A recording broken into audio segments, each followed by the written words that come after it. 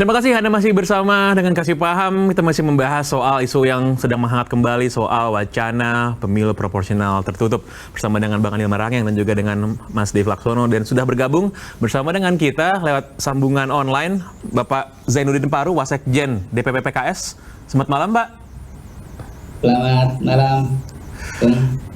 Tadi kita udah lihat nih, Pak, udah mendengar pandangannya dari Demokrat, dari Partai Golkar. Satu isu yang selalu dikatakan kalau soal pemilu tertutup ini kan partai yang party ID-nya tinggi ini harusnya beruntung. Nah, PKS ini kan kader-kadernya kan solid nih, Pak, di berbagai daerah di mana loyalitasnya tinggi. Tapi apakah ini dirasakan merugikan juga bagi PKS kalau sampai tertutup, Pak Zainuddin? Ya, jadi memang dalam kajian PKS bahwa proses tentang pilihan sistem pemilu antara terbuka dan tertutup itu kan sebuah proses yang panjang ya dari dalam kesejarah pemilu kita.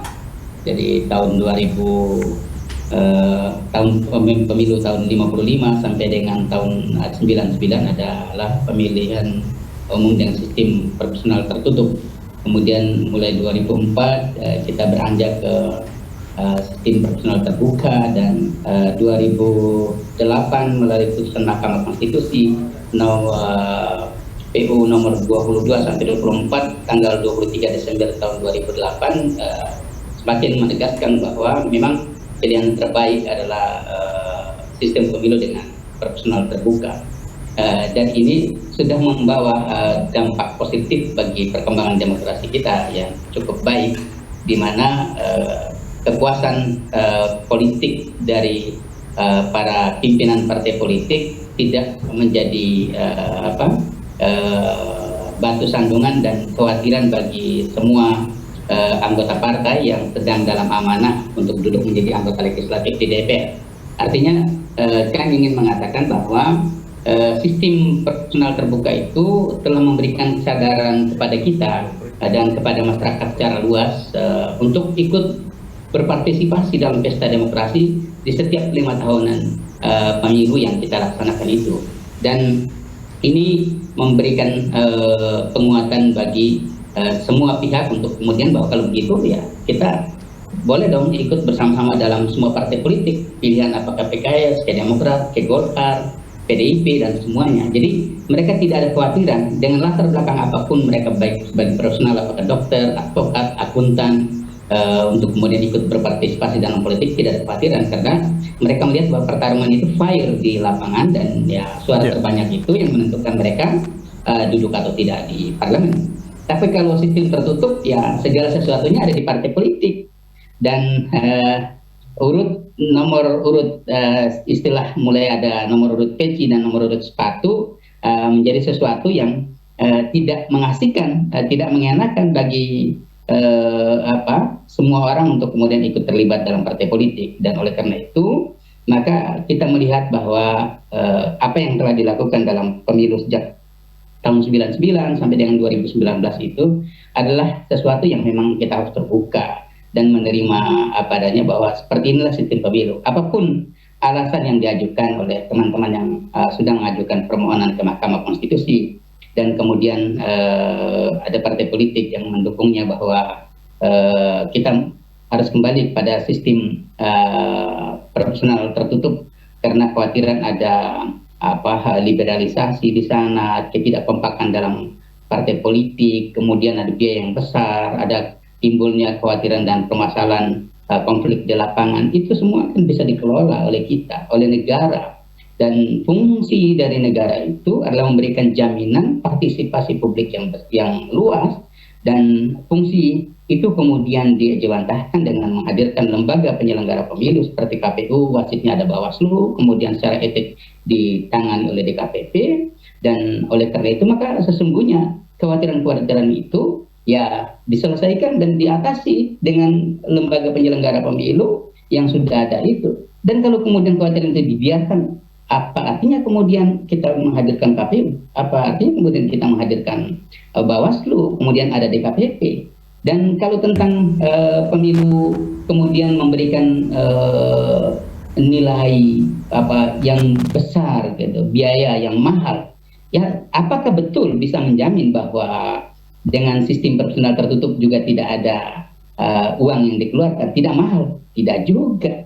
Yang kita katakan, Mas, lebih jauh itu adalah kalau kemudian ini dibiarkan sistem proporsional tertutup menjadi pilihan, itu ujungnya adalah siapa yang dominan di anggota partai yang ikut dan terpilih menjadi anggota DPR, baik di DPR RI, kemudian Baik, Pak Zainuddin. Tidak Baik. untuk kemungkinan ini. Terima kasih Pak Zainuddin. Nanti kita akan kembali lagi ke Pak Zainuddin. Saya mau ke Bang Andi dulu. Tadi lagi-lagi dibahasan soal ini demokrasi dibilang terlalu mahal, tapi ada juga yang berpendapat seperti ini, Bang Andi, bahwa pemilu terbuka ini memberikan ruang hanya yang paling menguntungkan yang populer. Jadi mungkin bisa aja caleg-caleg yang latar belakang atau kompetensinya tidak begitu cocok, ya sih bisa artis gitu Bang ya.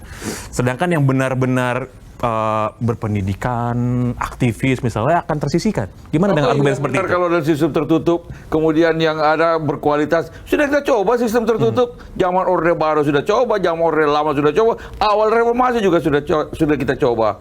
Nggak benar bahwa itu lebih berkualitas. Kenapa dalam sistem tertutup itu mau-maunya partai? Orang yang nggak dikenal di daerah itu kasih nomor 1. Karena dia dekat dengan pimpinan partai, karena dia pintar cari muka di pimpinan partai. Orang yang nggak dikenal masyarakat, bahkan nggak mengenal masyarakatnya, itu tiba-tiba nomor urut 1. Sementara misalnya kader-kader partai yang bagus-bagus nggak dikasih masuk jadi nomor 1, dikasih nomor 10. Bagaimana bisa terpilih? Nah, justru dengan sistem pemilu terbuka, sistem proporsional terbuka, rakyat bisa punya pilihan. Orang bisa dikenal. Kalau dibilang artis, banyak juga artis yang kalah kok. Buktinya di Partai Demokrat juga ada tuh artis-artis nggak menang dia, tapi ada juga yang dikasih nomor 7, nomor 6, ada nomor 10, terpilih jadi anggota Dewan DPR RI. Kenapa? Karena dia dikenal oleh masyarakatnya. Masyarakat juga mengenal dia. Tokoh-tokoh lokal muncul. Bukan hanya tokoh-tokoh nasional yang ada di DPP sana. Karena nggak bisa Anda menang kalau kadernya kader jenggot seperti jenggot saya ini, akarnya ke atas. Tapi Anda harus berakar ke bawah. Ya itu di situ bisa saja artis kalau dia dekat dengan seorang teman saya dari Demokrat misalnya ada Dede Yusuf. Dia dulu artis, pernah juga jadi wakil gubernur, sekarang jadi anggota dewan.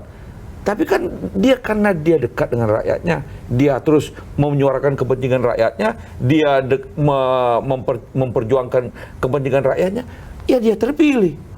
Kan begitu. Tapi kalau proporsional tertutup, udahlah bagaimana kalau begini? Kalau dia bilang, oh money politics nanti.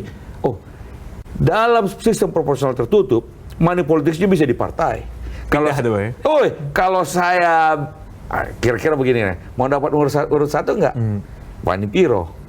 Bagaimana kalau ada konglomerat yang berkuatur dengan pimpinan partai? Oke, aku kasih sumbangan sekian, tapi orang-orang ini yang dekat dengan yang orang-orang yang sudah dia pelihara kasih nomor 1 di daerah-daerah pemilihan itu. Bisa sekali terjadi. Maka karena itu sudah ini dengan proporsional terbuka, ada otoritas partai menentukan caleg-caleg dan nomor urutnya. Tapi berikanlah juga kesempatan rakyat untuk mempunyai hak memilih dari pilihan-pilihan partai itu yang mana yang dia paling suka. Yang mana yang sesuai dengan kepentingan mereka. Kan itu kombinasi itu. Jadi kombinasi partai dengan kualitas calegnya. Tapi kalau dilihat seperti ini gimana Mas Dev? Kan kalau misalnya partai melakukan kaderisasi dengan benar gitu, maka kan harusnya kualitas kadernya nggak beda jauh lah, gitu. Jadi bukan karena kualitas individu gitu Mas. Jadi gini, memang sekarang kita secara open aja ya. Kalau sistem proporsional tertutup itu menguntungkan bagi partai-partai besar yang sudah memiliki jaringan yang begitu luas, kader begitu banyak. Jadi tidak perlu khawatir kekurangan kader, tidak perlu khawatir kurang orang untuk mengisi slot-slot itu di daerah. Nah, kan tapi kan kita bicara di sini adalah hak rakyat yang sudah diberikan, demokrasi yang sudah berjalan. Itu dari tadi bolak-balik kita bahas. Ya. Nah, terus kalau memang dikatakan bahwa yang tadi sempat disampaikan bahwa kekhawatiran terjadi money politik, terjadinya tokoh populer yang terpilih tanpa melihat kualitas orang, ya itu semua hanya alasan yang bisa dapat mudah dipatahkan dan terbukti berkali-kali. Yang tadi kayak Pak Andi bilang, popularitas itu tidak menjamin segala-galanya. Itu hanya menjamin bahwa masyarakat kenal, tapi tidak menjamin bahwa masyarakat akan memilih.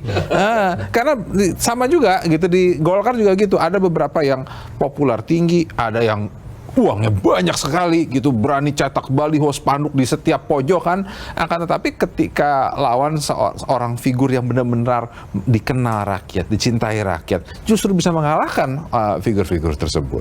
Jadi ya a lot of things can be buy with money. Banyak hal bisa dibeli dengan uang, tapi tidak bisa semuanya bisa dibeli dengan uang gitu.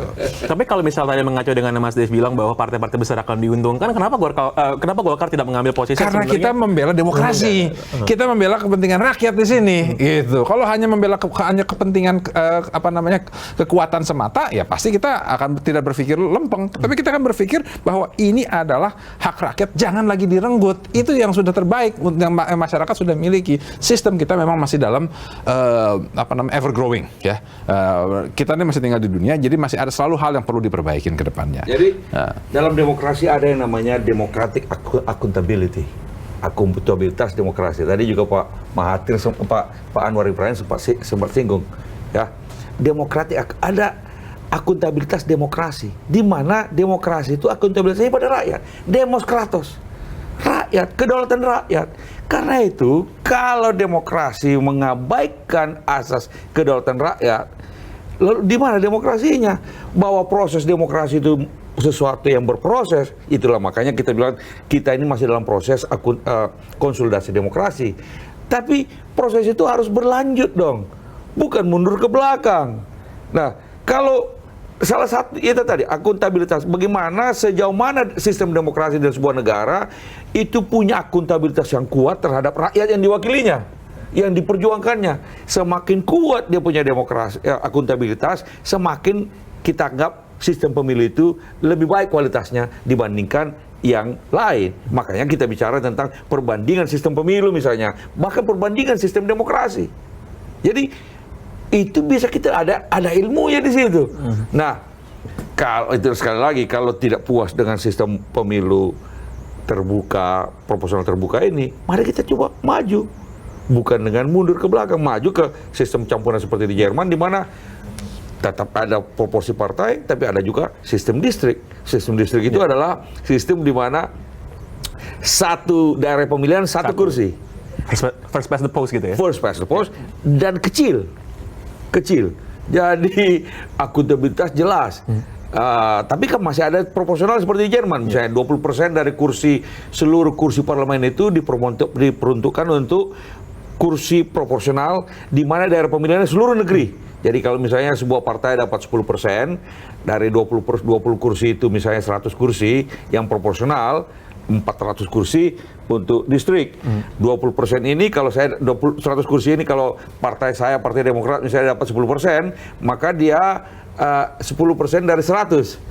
10. Maka nomor 1 sampai 10 itulah yang masuk ke parlemen. Di situ ada kombinasi.